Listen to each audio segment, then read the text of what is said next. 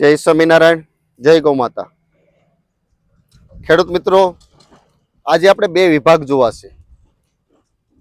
જે પ્રાકૃતિક જીરું તો બંને છે આપણે, એક એગ્રોનું બિયારણ છે અને એક આ દેશી બિયારણ જીરાડી, બંનેનો ઉગારામાં શું ડિફરન્સ છે।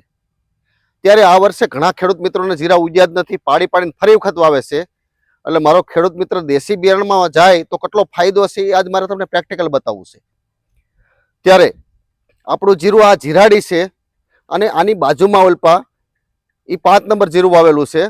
એટલે એગ્રોમાંથી આપણે નથી લેવા, પણ જે ખેડૂત વાવ્યું હતું એ જ ખેડૂત પાસે લઈ આ વર્ષે એની પાસે લઈ એ આપણે વાવેલું છે। તો આ બંનેનો આપણે ડિફરન્સ જોઈ લઈએ। પેલા આ કેવું ઉગ્યું છે, આ પાળી ઉપર લઈ લે।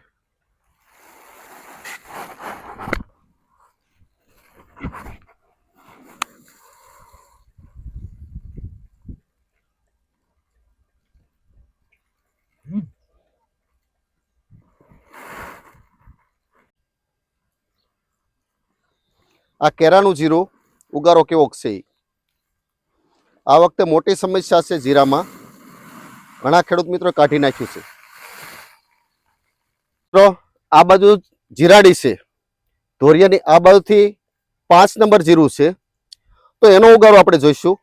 આપણે પહેલાં તો દેશી બિયારણ કેવું ઉગ્યું છે અને હવે આ 5 નંબર, કારણ કે એક જ દિવસે વવાયેલું છે, એક જ વાવણીએથી વવાયેલું છે। તો ખાલી પાણીમાં ખાલી ઓલા બધું પાતા પાતા આવ્યો તો એક દિવસ આનું લેટ થયું હોય, 1-2 દિવસ, આટલો જ ડિફરન્સ છે। તો આપણે આની અંદર જોઈ લઈએ કેરામાં આમાં શું ડિફરન્સ છે।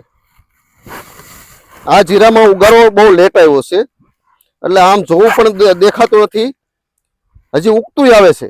અને ઓલામાં એકદમ ગ્રીન પણ થઈ ગયું છે। આનો ફેર છે। ત્યારે ખેડૂત મિત્રો, આપણે દેશી બિયારણમાં જેટલા જઈશું આટલું વધારે સારું છે। આપણને પરેશાન પણ નહીં કરે, ખોટા નુકસાનમાં પણ નહીં નાખે। અસ્તુ, જય સ્વામિનારાયણ, જય ગૌ માતા।